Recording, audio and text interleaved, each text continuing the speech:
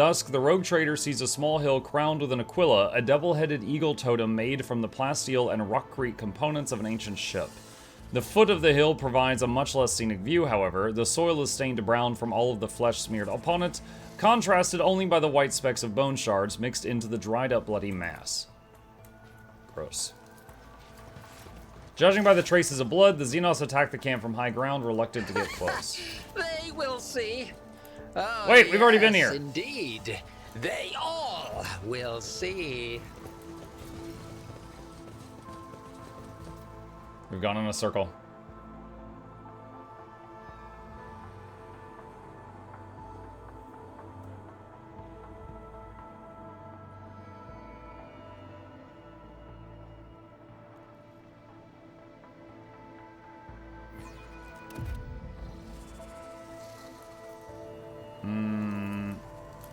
Read that already.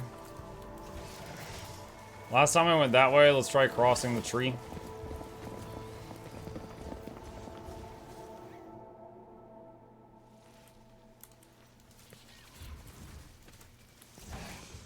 The souls that tormented Venai Zachary, did they reject death? Or did the Undying One accept them into his hands in the end?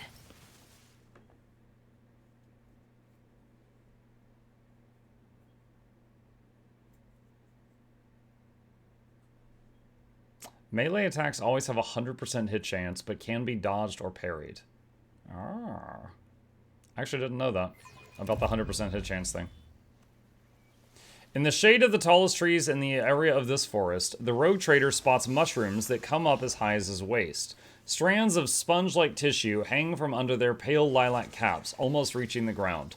As soon as the rogue trader approaches one of the mushrooms, the strands draw in and the cap rolls up and the mushroom spews out a cloud of reddish spores. Perhaps it would be wiser to give this place a wide berth. Okay, and... One step at a time. Yeah, we came through here just a minute ago.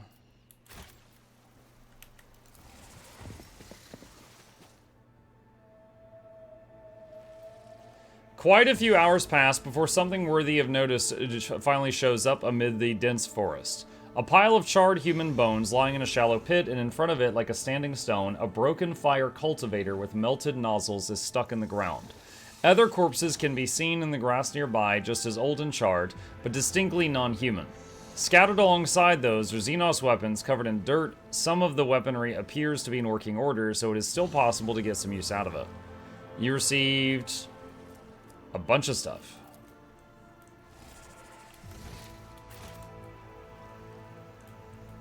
And we're back at this guy's camp again. Curiosity sings in my veins.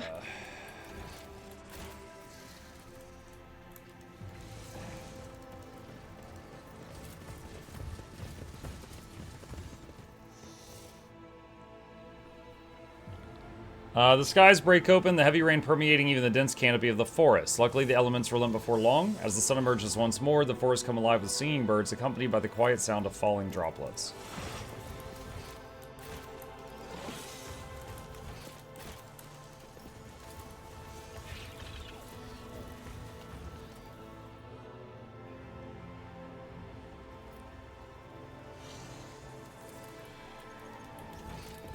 And we're here again. There will be no peace in my wake. Okay. If they're trying to make me feel like I'm lost in the woods, it's working. It's definitely working.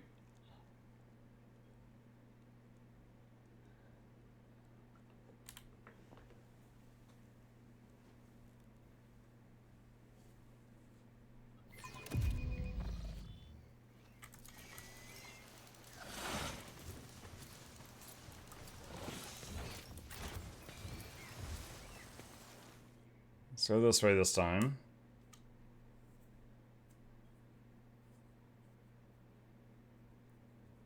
Clearly we should have brought, like, a red ball of yarn. We could have left, like, a little trail of thread behind us.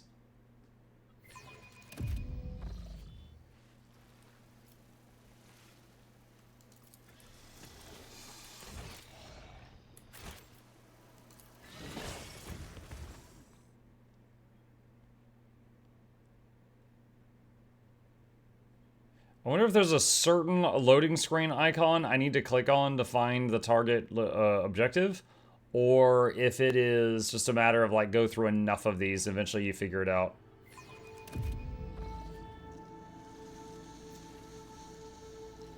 The sound of rushing water comes from somewhere close by. After a few more steps, the forest parts, revealing a stepped waterfall. The clear currents flow gracefully from one step to the next, carrying peculiar colorful ribbons, which turn out to be living creatures that latch onto the porous surface of rocks with their flexible bodies, snapping at small fish with their eyeless, toothy heads. They will see. Oh yes, they all will see.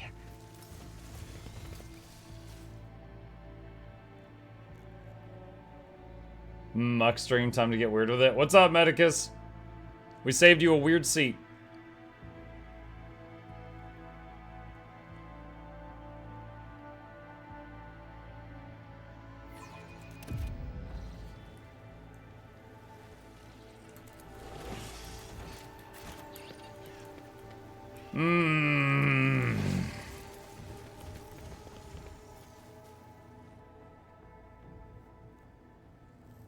Never really noticed the loading screens that much in this game until this world, where there's a loading screen like every 5 feet.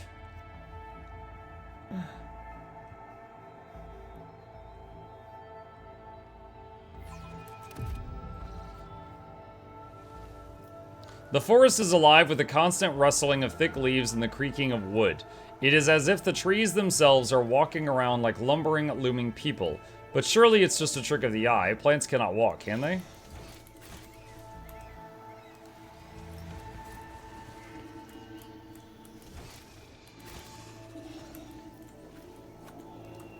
What lies beyond? The return of loading screen simulators, out nostalgia. Mm-hmm.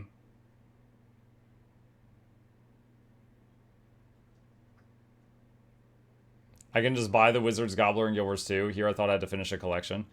No, you don't have to do a collection, but each of the items that give the Wizard's Gobbler its abilities are their own thing.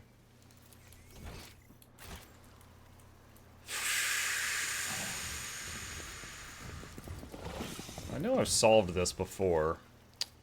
Can't remember what the solution was, though.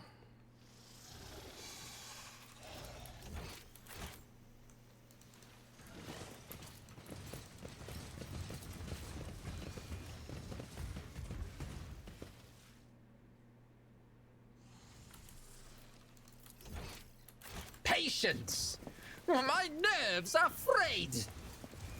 Looks like from this area, there's only one thing to go to.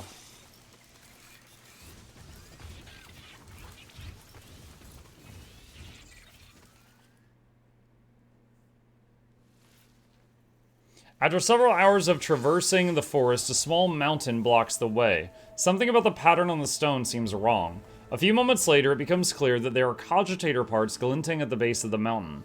The machines appear to have grown into the stone itself along with the dirt and grass, with the only proof of their artificial origin being the occasional flashes of lumens powered by some random unknown impulses.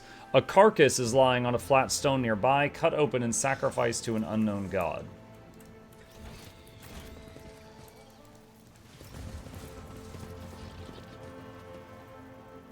One step at a time amidst the madness. Okay, that took like 3 tries.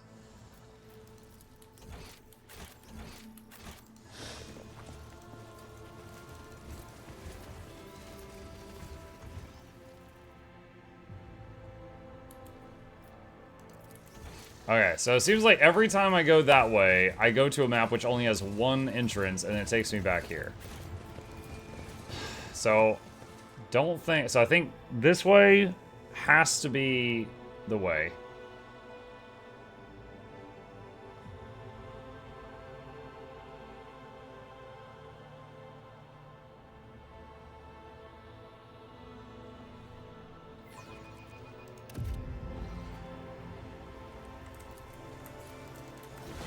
Okay, I know I've been here before. In this tapestry And we've of got the a left and a world, right.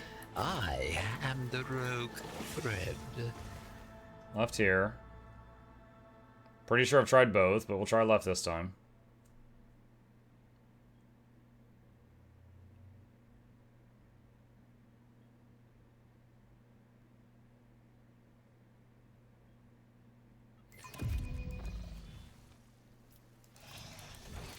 Okay, and then we've got the level that had the laser blaster thing.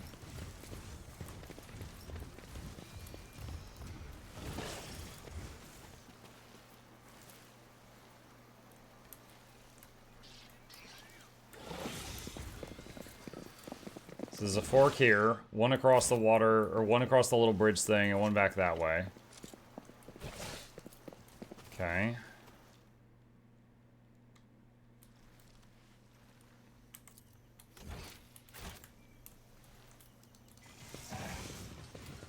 And then we're back at the Caligos camp.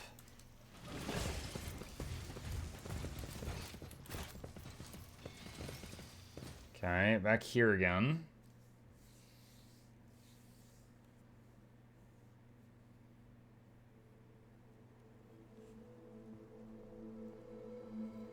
I wonder if it's like a combination lock, like even if you go through areas you've already been, you have to go through them in a certain order and press certain things to get to where the new area is.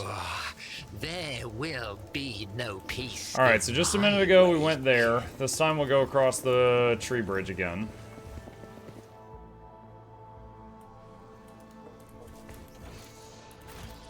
That brings us here where the massacre was. And we've got a left and a right, like a north and a south. Let's try going north.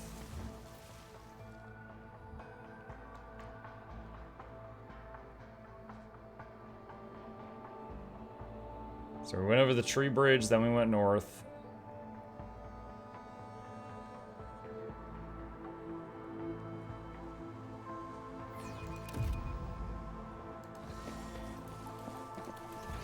Ah, this is new. Okay. Yay.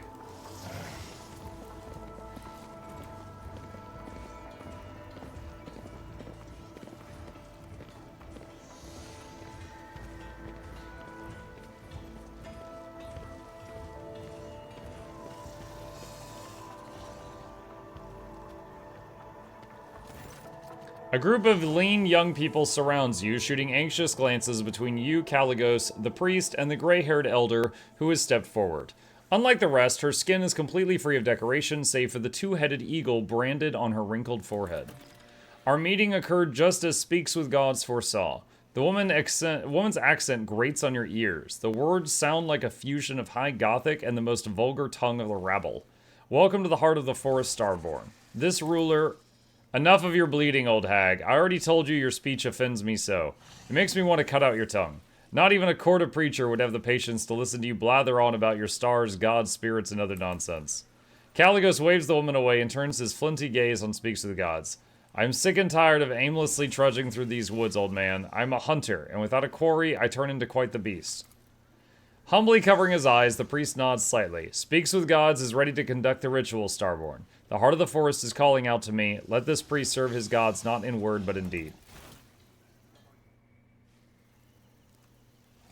Computer? Doing psyker stuff? It is done. This good-for-nothing psyker has finally proved himself useful. Winterscale looks around the settlement with a bored expression. I intend to have a good night's sleep and enjoy the local delicacies. One good thing about Quetzalcoatl is the fruit here is sweeter than Calixian honey and more tender than the meat of a young grox. You should get some rest as well, Muck. And remember, it is better to go hunting when you're full of vigor but slightly hungry. The hunger adds acuity. Makes the kill more intoxicating, you know? Let me know when you're ready to depart, or if you decide to share a few stories, then come to the bonfire. It's not often that two rogue traders can indulge in confidences away from prying ears. Winterscale sardonically clicks his tongue and nonchalantly salutes you in farewell. Okay. Before we go, let's loot this place. Your characters walking in look like the Dr. Livesey meme. Curiosity sings in my veins. Cargo.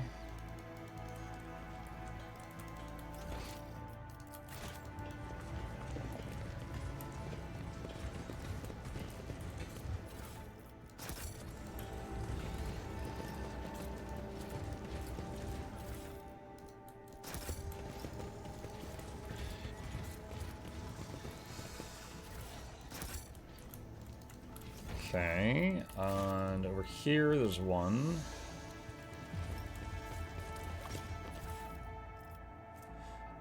What is this? A monograph by Carl Emanuel Cerebrondo on the culture of the Imperium's far worlds. I really don't want to read that. Speaks with Gods. Speaks with Gods welcomes you, Starborn. His violet eyes are reverently trained on you. How can Speaks with Gods help you this time? Did the ritual truly make the forest safe? He nods affirmatively. The spirits from the darkness brought the fire rain down on Quetzaltemer, killing many of the tribes who had cared for the forest young and ancient. This blasphemy enraged the guardian spirits, but as soon as the servants of the wind, rain, and sand soothed them with the ritual sacrifices and divine sorcery, their wrath gave way to mercy. Did you not foresee this in your visions? The dreams come and go. Sky Herald of the faraway stars, sometimes this servant of the gods can understand the mystical visions of the days of old or of the future, but even Speaks with Gods cannot fully comprehend the divine design of the two-headed eagle god. Sometimes I am blind even when I see. Enough. How did you and Winterscale survive all this time? The Starborn who carries the seal of Quetzaltemer's descendant is strong in both body and will, as befits a god. This servant, like the rest of his entourage, had grown weak on just the 7th night of our journey, but the Starborn continued to lead on fearlessly, pressing toward to seek out the spirits of the darkness, even among the twisted paths, delivering the sky's judgment. The servants of the grass, flowers, and trees regret only the imminent death of the Starborn's companion, the one you call the Seneschal. He quarreled with the ironclad guardian, and his words enraged the Starborn, and thus he slashed the unfortunate man's body with his axe and threw the remains to the wild animals of Quetzaltemer for them to feast on. Do you mean to say that Winterscale killed his Seneschal? The servant saw everything with his own 2 eyes. The old man pauses in hesitation and then continues. It is not proper, perhaps, for a mere speck of dirt under the heels of a sky herald of the two-headed eagle god to muse upon the dead. However, this servant did sense with his entire being the rage that possessed the Starborn in that moment, and the ironclad guardian reveled in his god's wrath. Tell me about yourself, old man. Lunch break over, have a great stream. See you, Medicus. Speaks with Gods is the name of this humble servant of the forests, rivers, and mountains. For when the two-headed eagle god speaks, the servant listens and recounts the words to his tribe, and the tribe carries out his will. The old man leans close, and his body sways to the rustling of the leaves and the babbling of the stream. This servant of dreams, nightmares, and reveries can see things that others cannot see. What has transpired and what has yet to be. Your appearance in the heart of the forest and... The tech priest falters for a moment. The consequences it bears for Quetzaltemer. What consequences of my coming to this world did you see in your vision? The Sky Herald stands at the crossroads. I see all of his choices, and I see none of them. But the servant knows one thing clearly. The Starborn must go to the Deadlands to destroy the one who should have been long dead. Suddenly, the old man throws his head back, his body shudders, and droplets of blood burst from beneath his clenched teeth. The sunset rays will paint the heart of the forest crimson if the darkness leaves it, and the 2 stars will part, then meet again. Crimson. Crimson. The fading light can still be saved. The priest covers his face with his hands and breathes slowly, finally coming to his senses. Forgive this servant, Sky Herald. The waking dreams are often the most painful. That's strange. I can't see or hear anything from the other side. But I'll go ahead and say it since nobody else wants to. I don't like this one bit. So if the darkness leaves the forest, something bad will happen? I thought it was usually the other way around. Tell me about your tribe. We are the children of the Fiery Mother and the Pale Father who look after us day and guard us by night. Okay, Fiery Mother is the sun. Pale Father is the moon, I guess. The faithful servants of the two-headed eagle god who shield our lands from misfortune with his wings. We are the ungone forest-dwelling children of the earth and the guardians of the temple of Quetzaltemer, the first starborn to have ever set foot on the virgin soil of this land. Either my memory's as empty as an Amasec decanter after a party, or I've heard this before. Hey, Bluebell. Tell me about Leads Ahead. Leads Ahead is the half-sister of this servant of smoke, fire, and ash. She was the first to emerge from the mother's womb and thus named the next ruler of the tribe. And this servant was the shield to fend off disasters from his ruler. Many years later, when the gift of the eagle god awakened inside this servant, Leads Ahead named her brother the priest of her tribe. Your way of speaking is strange, like your sister's. The old man looks down embarrassed. Forgive the servants of Quetzalcoatl for their speech, O Starborn. No matter how much the ancestors tried to pass the language of the gods on to the descendants, the tribes seldom use it, for the gods only descend from their heavenly palace not more often than once in 3 life dwells. Other questions? Take my leave. Leads ahead. You hear the elder whisper some sort of prayer as you approach. Shelter your herd under your wing from the spirits of the darkness, O Eagle God. Dispel the darkness and show us the way on our arduous path, and bless your starborn scions. So who are you? The name of this ruler is Leads Ahead, O Starborn. And all of us, the elder looks at the settlement, are the children of the Fiery Mother and the Pale Father who look after us by day and guard us by night. The faithful servants of the two-headed eagle god who shields our lands from misfortune with his wings. We are the ungone, forest-dwelling children of the earth and guardians of the temple of Quetzalcoatl, the first starborn to have ever set foot on the virgin soil of this land. The eagle god, you say? Is it his brand burned on your forehead? Oh, yes, the elder nods respectfully. Many seasons have changed since this ruler received the eagle god's blessing and became the leader of this tribe. Only those close to the gods are allowed to bear their brands, and this ruler is one of them. I have questions. I'm wondering if they're going to have any knowledge on this door that Adira wants to find. I thought that Quetzalcoatl was the name of this place, but you speak of it as if it were a figure from the past. The legends of this place claim that a long time ago, the first among the Starborn descended upon this world together with this ruler's ancestors, created the ancient cities and temples, and brought the blessing of the Eagle God unto these forests and lands. The fast-flowing time has erased the Starborn's name from the minds of the people, only his title remains, Quetzalcoatl, the first of the chosen, Sky Herald of the Eagle God, and the father of tribes. The flow of time is truly merciless to the meager memory of peasants. Cassia lets out a weary sigh and slightly rolls her eyes. According to the works of the archivist Zachary Fane III, Sebastian Winterscale was the first to discover this world to the Imperium's subjects.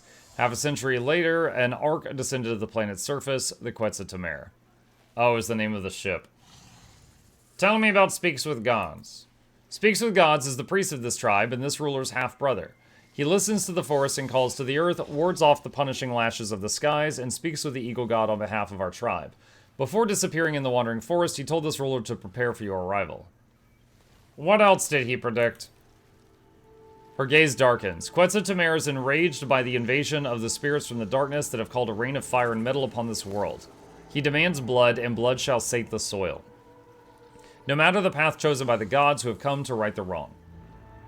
Speaks with Gods calls Caligos and me Starborn. Why?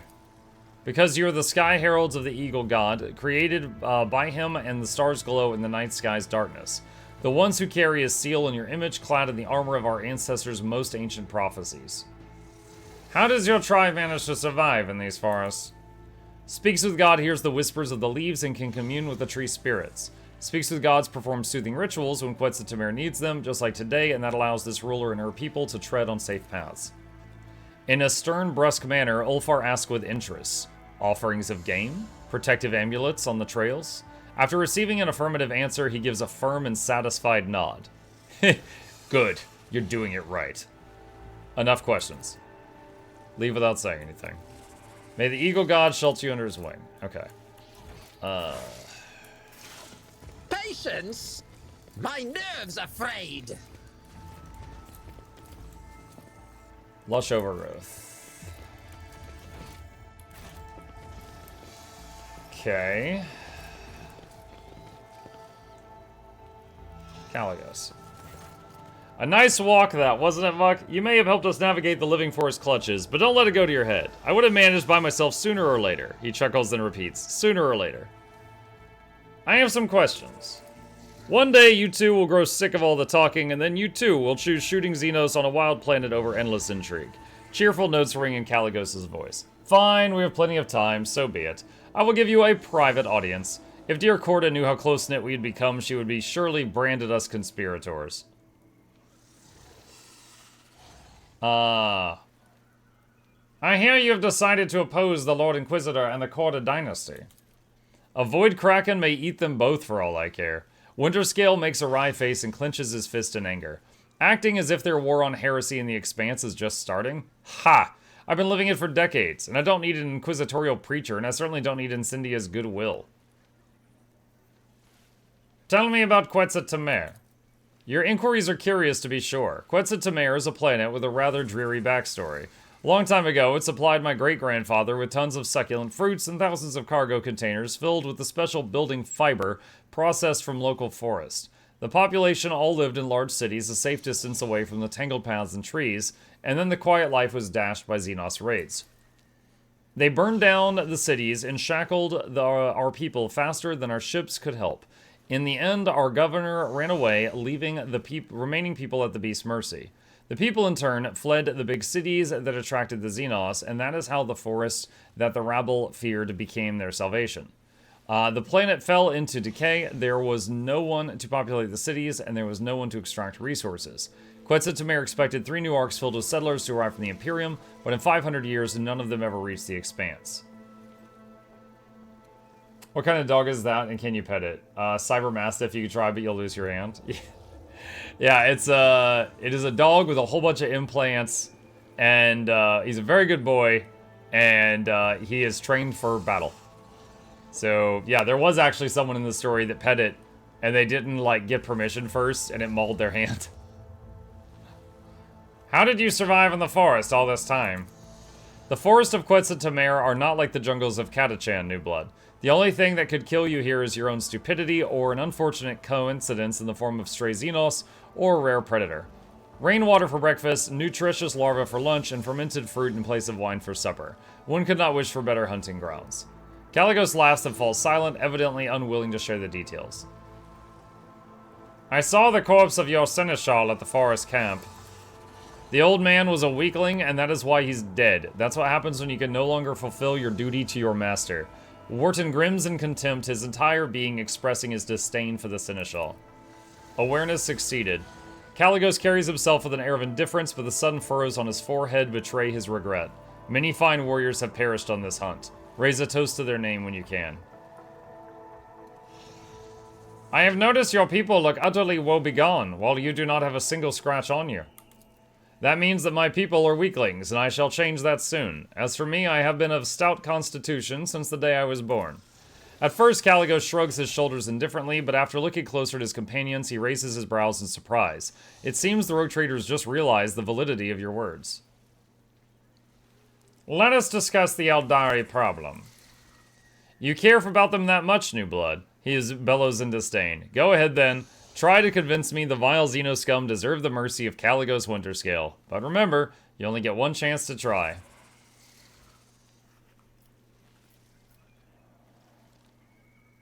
I mean... What? Why do I want to convince him to not fight Eldari that are attacking his worlds?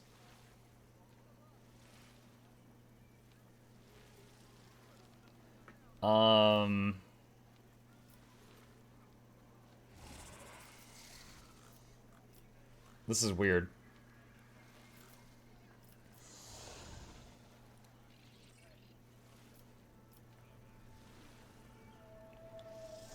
Fellowship. I don't know what to do here, so I'm just gonna pick a fight. Interesting. The Winterscale I've heard of would have never thrown his protectorate to Corda so easily. Failed. That was 80%. His smile twists into a wicked grin. I do not tell you how to run the affairs of your dynasty. You should keep your nose out of mine as well. If that was your argument for the Xenos, alas, you have miscalculated, New Blood. I do not wish to discuss it any further. Alright. It is time to go seeking Eldari. It's about time, Muck. Caligos gives you a friendly pat on the shoulder and summons his retinue with a gesture. It may take a while to find their trail, but Wharton here has a keen eye, and his sense of smell can rival any old dog. We will do just fine, especially with the forest being on our side now. Let's go and try not to fall behind. Hoping I haven't missed the door yet. I would imagine it's still ahead.